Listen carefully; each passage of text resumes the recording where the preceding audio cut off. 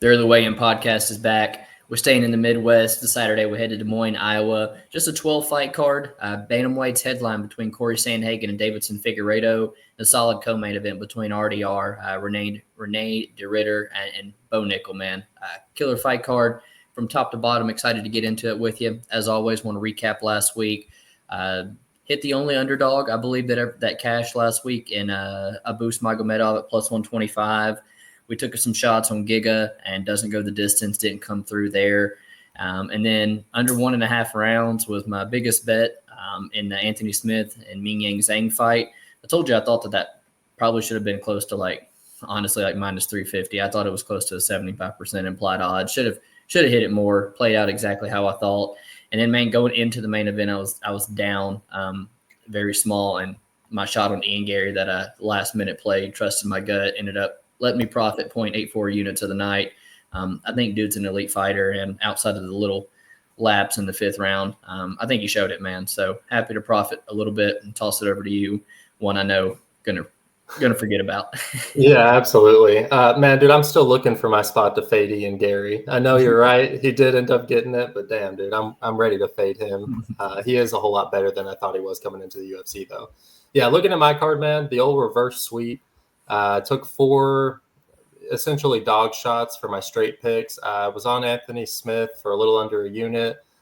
He looked like it was his retirement fight. The Giga Chikadze fight, I don't know, man. That you play that fight out a few times, he might find that knockout at the end of the first.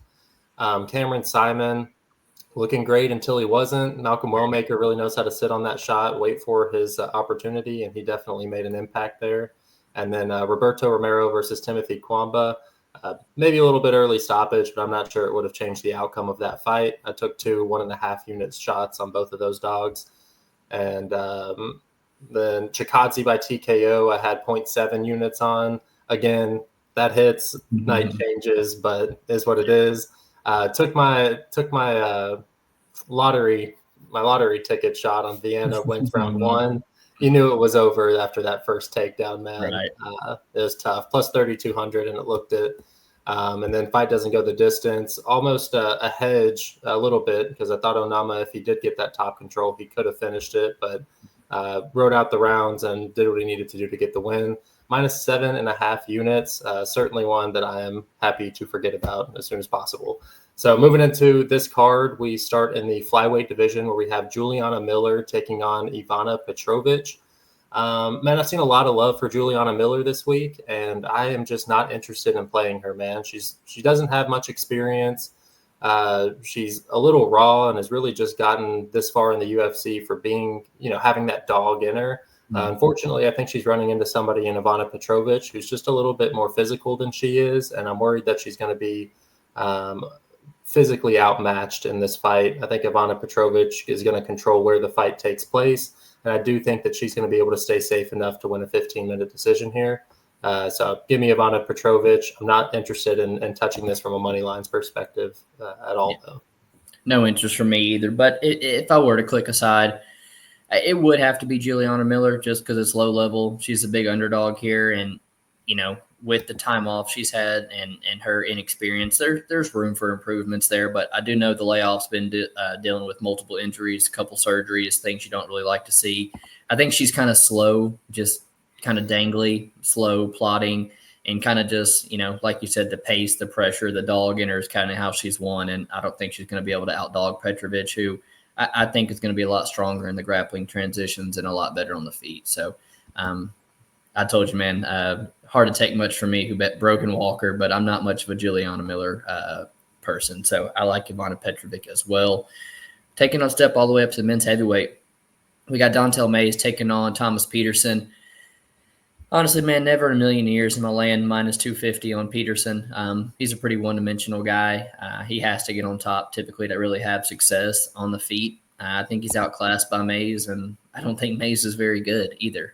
I do know Peterson's a Midwest guy. I kind of think that's why I was rushing to get back on this card, because he was knocked out, 3 months ago or something, over in Abu Dhabi by Shamil Gaziev. So it's a quick turnaround, and if Mays lands on the chin, it could spell trouble. Mays definitely has a striking advantage, but once you ground Mays, dude's just so big. He has no get up game. He's so big. There's no submissions off of his back. And so there is a real path for Peterson to take. And if he does find himself on top, he probably does look 250. But, I'll pick him, but it's another super easy pass for me.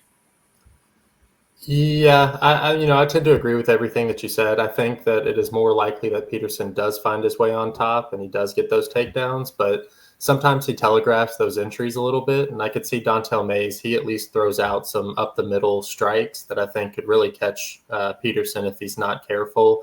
They stand him up at the beginning of every single round, and I think all of those opportunities are a chance for Mays to catch him and finish the fight. So, it's similar to the last fight we just broke down. If I'm touching this fight in any way, I'm going to be picking Dontel Mays. I'm just not sure where I feel like he even feels his career is at, 33 years old, 11-8. What is he fighting for at this point? And I'm not really seeing improvements fight to fight to want to bet him at this point. So Mays or pass, but ultimately I think it'll be a pass. Moving down to the bantamweight division, we have Gaston Bolaños taking on Kang Lee. Man, this is a tough one. Like, I see people on both sides. I know you have a little bit more of an opinion on this fight. Bolaños, I thought that he was pretty susceptible to the takedown. We've seen it a couple of times, but his scramble ability against Ramius in his last fight was actually surprising to me. I think even if he does get taken down here, that as long as he can find his way to the feet, he's a lot cleaner striker. I think that over the course of 15 minutes, he's going to be more likely to put together a good game plan. On the Lee side, though, I do think that he has a slight wrestling advantage. And then on top of that, a little bit of a power advantage as well. So if he is able to catch Bolaños on the feet and bank a round or two, that might work out in his favor. Ultimately, I think it's going to be a close fight. But if nobody gets finished in this fight and it stays on the feet, which I tend to think that it will, I do think that Bolaños is more likely to put together a full game plan, so I'm going to have to lean him, but I think it's a really close fight, so I'm not upset at the dog shot here. Yeah, 2 units on Quang Bang Lee here at plus 125. Bolaños is just not a chalk fighter in my eyes. Somebody who's very one-dimensional, somebody who I think throws a lot of kicks, could very easily end up on his back, somebody that slows down in fights. And even in the Romius fight, and Romius is – I think the verdict's out on the guy. I think he's already cut from the UFC. He's 5'2". He's constantly losing positions when he gets on top. And I think that's something Quang Lee, he consolidates position a whole lot better. In that Chris Gutierrez fight, man, he shoots 11 takedowns. If that's the game plan here against Bolaños, I think plus 125 could in hindsight look like a big favorite. So, somebody at plus money with the big grappling upside against somebody in Bolaños who, again, I think is just very one-dimensional, has the ability to slow down. It was an easy click for me this week, man. A lot of luck, you said, a lot of love on both sides. So a lot of eyes on this fight, but it was pretty easy click for me on the underdog. Moving on up the card, we are at Marina Rodriguez, Jillian Robertson. Man, you look at the statistics, you see Marina Rodriguez giving up takedown fight after fight after fight. You see Jillian Robertson getting on top of girls fight after fight after fight and seeing how dominant she is once she gets there, seeing how dominant she is at 115. Girl looks really, really strong. Man, I do think she's going to find herself on top. I don't know what to think if she gets there. Marina's never been submitted, so I think she's going to make Jillian Robertson work. And anytime spent on the feet, I think you got to give to Marina Rodriguez. And so she's definitely the bigger, longer girl here, the better striker. She's fought the better list of girls competition-wise. She's been out there with girls like Verna, not been submitted. And I did take a shot on her, and I think it was maybe not her last fight, but the one before. And so I was kind of tempted to go back to the well here, but just seeing how she gives up so many takedowns, and I can trust Jillian Robertson to go out there and push that game plan. I'm going to side with her, but I'm not very confident, man. What's your thoughts here? Yeah, it's kind of puzzling to me because if Jillian Robertson does get the takedown, I know that she hasn't finished her last couple fights, but man, she is always super threatening when she is on top. And Marina looks like a fish out of water when she does find herself on bottom. I think that Jillian there'll be opportunities for her to get the finish if she does get the takedown. So I'm kind of eyeballing the under. So glad you said that. I kind of man. I'm actually doesn't go. Yeah, I'm actually a big fan of Jillian Robertson. I've bet her quite a bit and buy finish quite a bit. But let's say she doesn't get the takedown for whatever reason. I think Marina will piece her up if it's on the feet. So, in two different scenarios, I kind of see this under hitting and we're getting decent plus money. So I'm Plus touching this 150 one. if it doesn't go. Yeah. Yeah. Plus 152 on FanDuel right now. And I think that's probably the move here. I was considering a play on Marina Rodriguez, but playing my girl last week. I'm blanking on her name now. Pollyanna Vienna. Like I just can't pick a striker in a grappling matchup again. And I think that Jillian Robertson has a pretty good chance of finishing this fight. I don't want to get greedy and try and take her by finish at I think it's plus 200, something like that. The plus 150 is good enough for me.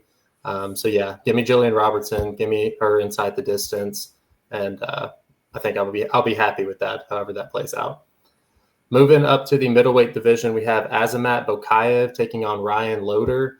Man, tough rebooking for Ryan Loder, man. Originally matched up for Cody Brundage, and then now he gets Azamat Bokayev, who made his UFC debut against Zachary Reese and looks to be a promising prospect coming out of Russia. He's still under 30 years old and looks like he has the gas tank, the power, and the experience over all of that to really make an impact here in the middleweight division. Ryan Loder, he's done good so far in the UFC, but he's had relatively easy matchups, whether it be on the Ultimate Fighter or Robert Valentin in his first fight, and he was almost dead to rights in that Valentin fight. I think that he showed some pretty awesome grit in the Valentin fight, but I'm not sure that if Bokayev gets him into the same positions that he's not finishing him there. So give me Bokayev here. Don't know what the odds are. Minus 410 sounds about right. The fight doesn't go to decision at minus 134. Probably how I'd play this if I had to touch it, but it's 185ers, and they're kind of known for being one of the upper weight classes that do like to see the judges' scorecards. So this time I think I'm going to pass. How you feeling? Yeah, pass for me altogether as well. But pre-tape, my first thought was, hey, we cashed a dog shot on Ryan Loder last time out. Let's go back to the well at plus 300 here. But I really don't like his chances either, man. He's definitely outclassed on the feet here. Bokayev is definitely the better striker. And, Loder's got a history of wrestling. But I don't know, man. If it works here, I think it's on the back half of the fight. I think early in this fight, he's really going to struggle with the wrestling and physicality of Bokayev as well. And so, yeah, I think if Ryan Loder comes through, it's late in this fight by making it close, dogging out something that you're going to have the opportunity to live bet if you see the tides changing. But I ultimately, like you said, the positions Valentin's getting into, if we see Bokayev get in those positions, I think he finishes them too. So I like Bokayev on Saturday. Moving up, man. Yana Santos taking on Miesha Tate. Earlier in the week, I told you I was tempted to bet Miesha Tate, and it was kind of for the same reasons I see the Quang Lee. I think Miesha Tate finds takedowns in this fight kind of pretty easily. Yana Santos is somebody who historically does not defend takedowns very well at all. A girl who's no spring chicken herself, 35 years old, post-pregnancy, 1-3 in her last 4 with a win over Chelsea Chandler. And so, I do think Miesha Tate could go out here and make it look easy, but at the same time, she's been out for a year and a half. She's far past her prime. She probably needs the takedown to win the fight. Yana is a pro at sticking on the outside and out striking girls to a decision. So, the more and more I think about it, passing here, probably the best thing to do, man. I don't know. But it's Tate or pass. That's kind of the way I feel about it. See, I almost feel the opposite. I'm kind of leaning Santos or pass. Santos in her last time out against Chelsea Chandler, we know Chandler isn't that good, but I do think that she's looked the best she has in the last few years in that outing. And I think that's something to note. She's 35, so a little bit older in the division. Miesha Tate, 3 years older, and it seems like people are just considering her completely revamped after going out there and beating Julia Avila, who, and Marion Renault. Say it again. Marion Renault. Yeah, absolutely. I mean, it's not good wins at all, and I think that this would probably be considered her best win in the last decade. So To me, I think that just given the last fight with Yana Santos, I lean her, even though traditionally she has been pretty susceptible to the takedown. I'm not sure that Miesha Tate, even though she's coming in great shape, is going to look, like her old self in there. So give me Santos or pass, and ultimately, I think I'm with you. It's going to be pass, but Santos is the pick for me, especially at dog odds. Let's see, going up to we're still wait, this is, the main card opener. Love that they're giving Jeremy Stevens this spot on the main card. He's coming back, second stint in the UFC versus Mason Jones. They didn't give him an easy fight here. Mason Jones in the prime of his career, takedown heavy, high volume, like just honestly all around pretty dangerous fighter. And Jeremy Stevens, he's been in bare knuckle fighting, not fighting scrubs necessarily, but fighting over the hill fighters, and Eddie Alvarez, Jimmy Rivera, Bobby Taylor. These just aren't guys who you can really write home about very much.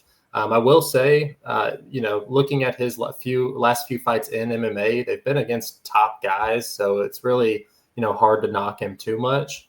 He left the UFC after fighting Mateusz Gamrot, Calvin Kattar, and Yair Rodriguez, all of which are still in the top of their division.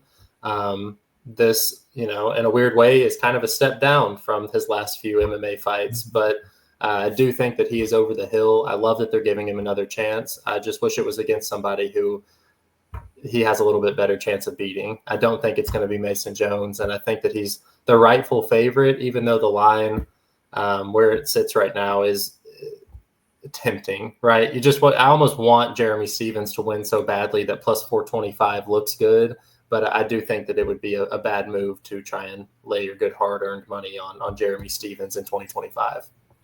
Yeah, I think the guy's far past it as well. This seems to be just a thank you, one and done for all the highlight reels, in UFC history that Jeremy Stevens has.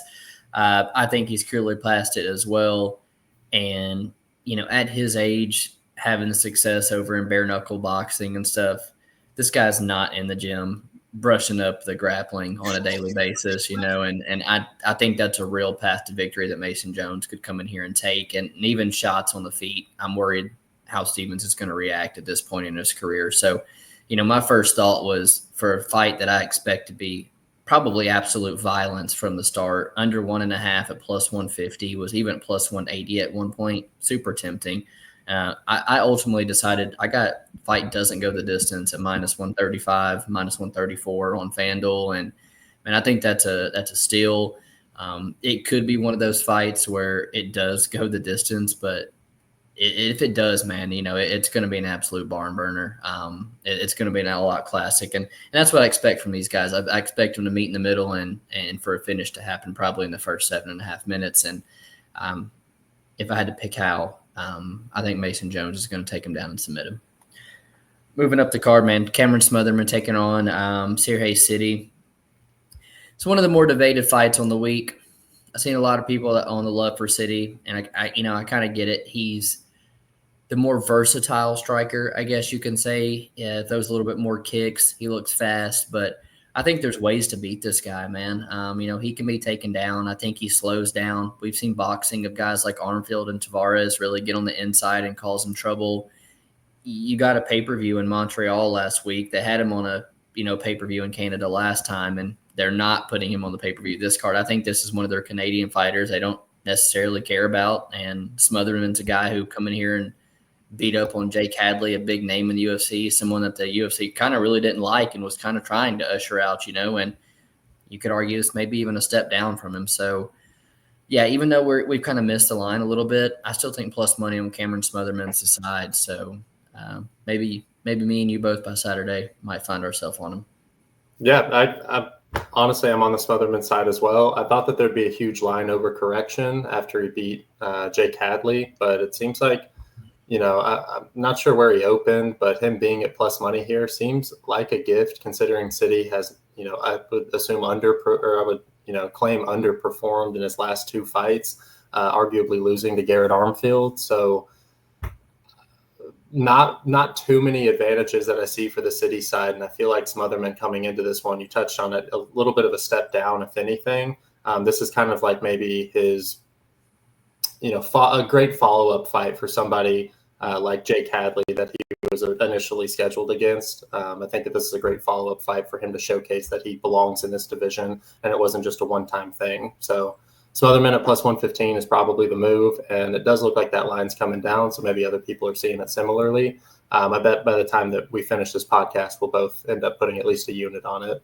Yeah, I mean, the over is almost 2-1, and then it's almost 2-1 that they think Cameron Smotherman will win 2 rounds on the judges, win a round on 2 judges' scorecards. So, they know this fight's going to be close. I think Smotherman's clearly the side at plus money. I like that. Moving up, we stay in the same bantamweight division. Montel Jackson taking on Daniel Marcos. Daniel Marcos 17-0, really pretty record, but I do think that it probably comes to an end right here, man. He's got a really tough matchup in Montel Jackson, who's been a little inconsistent with how often that he fights, but every time that he steps out there, he looks really, really good, man. And only the last 2 years, we've only really gotten to see less than a round of tape on him, but shoot, man, he's performed in the best way that he possibly could. And, as long as he stays patient, looks like he has been, I think that he'll end up finding a shot on Marcos, who's been touched up a couple of times. And I feel like Montel Jackson is probably the fastest, longest striker he's fought to date.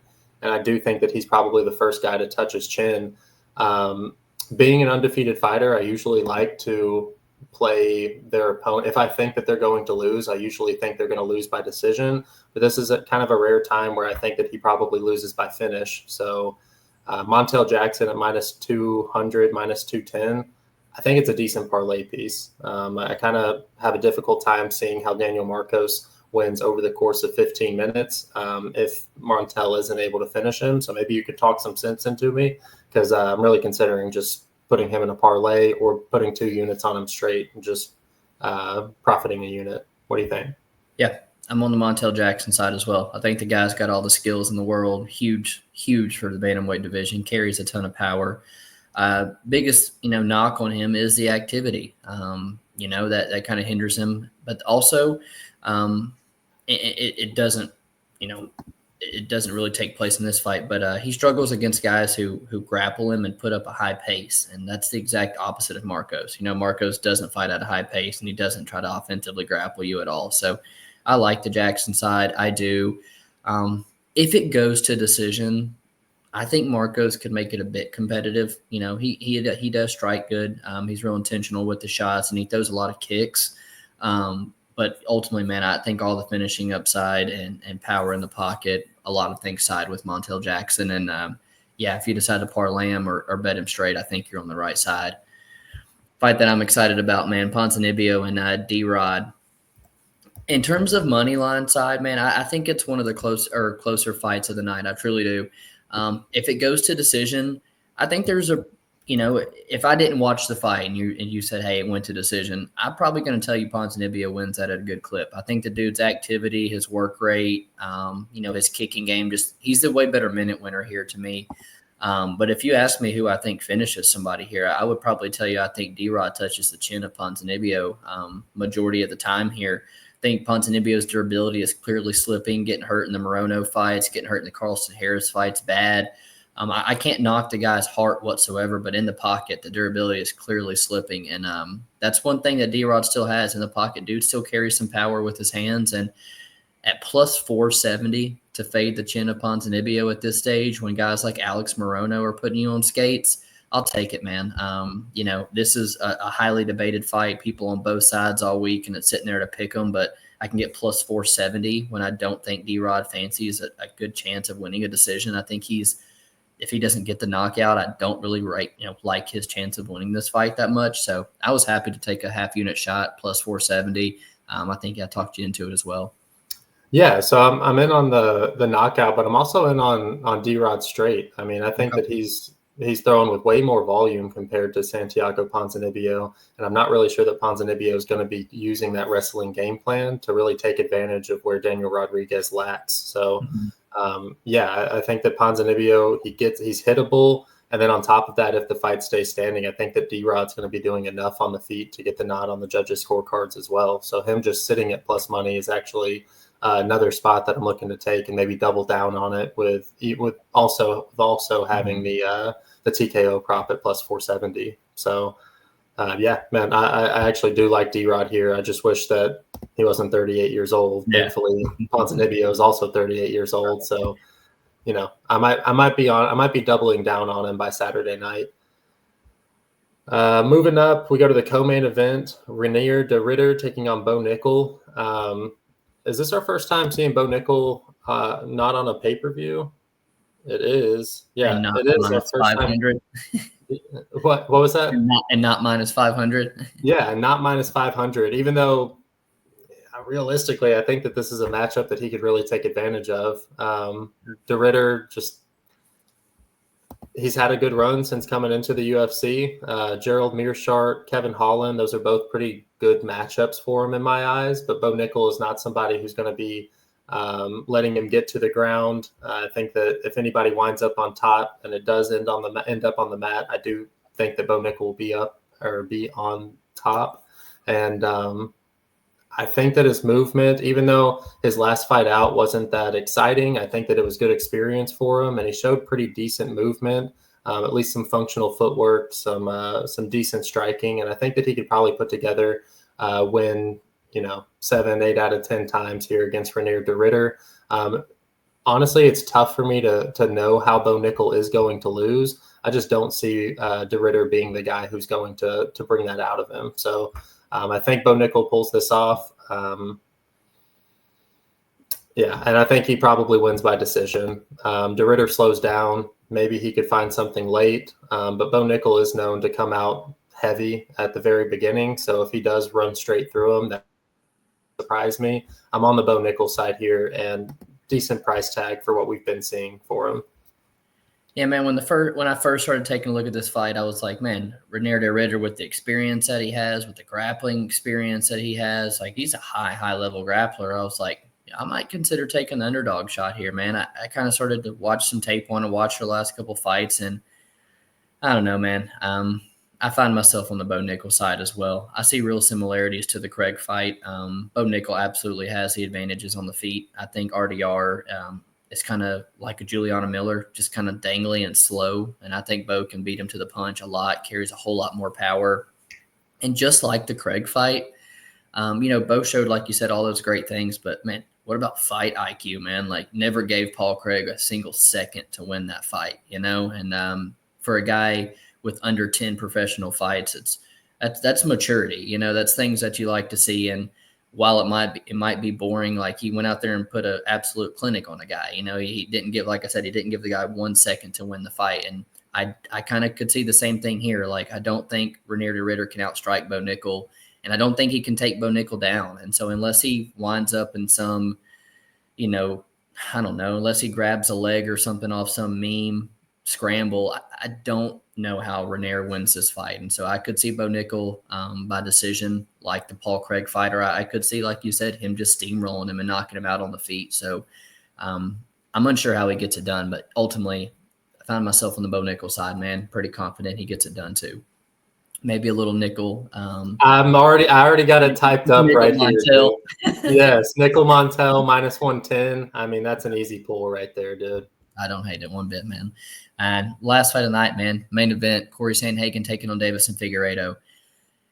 In the bantamweight division, what fight comes to me is Aljamain Sterling, Peter Yan. It's a high level fight. Guys who have been in championship level fights, former champions, regardless of weight class. And you have a guy who's minus 550, probably going to be minus 600 by fight time. That alone, it does make me want to bet Figueiredo, but I still think that this might be where Figueiredo's met the elite bantamweights that I don't know if he can keep up with, man. Corey's volume, footwork, cardio, the ability to, get on top when he needs to. I think it's all things that he can beat Figueiredo with. What I don't like is the difference in power and how dangerous they are. Figueiredo has what I think is a large portion of the finishing upside here before the championship rounds. I don't necessarily think he's going to hurt Corey on the feet. Corey's a hard guy to hit, but and I don't really know if Figueiredo has the skills to get to the back like he did on Cody Garbrandt. But dude's got a slick guillotine. I told you I feel like he might be guillotine or bust, but at plus 410 for a former champion who shows up in pretty good shape every single time. I don't ever hate anybody taking the dog shot on Figueiredo, but in a 3-round fight, I'd probably absolutely pull the trigger. But in a 5-round fight, I think Corey does what's absolutely needed to put a stamp on this one in the championship rounds. And once we get to the scorecards, I think we'll have a clear winner. I think it's Corey Sandhagen. But I don't really know how I can play this fight. I looked at the 4-5 decision, and even that's like minus 195, minus 200. So I'll probably completely pass on this fight. Talked about it a little bit. You going to take the shot on Figueiredo or not? I don't think so, man. But I can count on one hand how many times Corey Sandhagen has looked a minus 600 in the UFC. Right.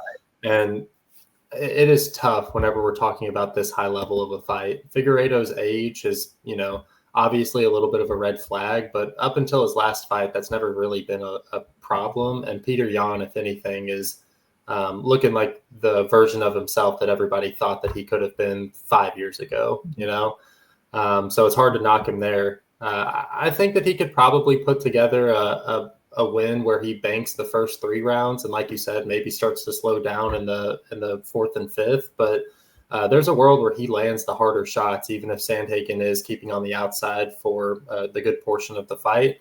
I don't know, man. If I see some other, somebody else picking him, I need the push is what I need. Yeah. And after hearing your breakdown, that's not what I'm getting. So maybe just a layoff spot for me. I think it's a high-level, close fight. But, yes, I would give Sandhagen the edge. If I could just find a way in my head that a true path to victory that I think Davison could get this fight done, I'd be more inclined to bet him. But probably a layoff spot for me. Unfortunately, I think that this is a 48-47 Sandhagen the majority of the time. And because of that, I'm probably just going to lay off. I agree. It's probably how it goes down too, man. That's all 12 fights for going down this Saturday at Des Moines, Iowa. Next week, up to Canada, UFC 315, welterweight strap up for grabs between Bilal and JDM, and then Shevchenko, Manon Farrow. Excited to get into that one. I appreciate you guys hanging out with us. Make sure to like and subscribe. Keep an eye on Twitter later this week for our plays. See y'all next week. Peace.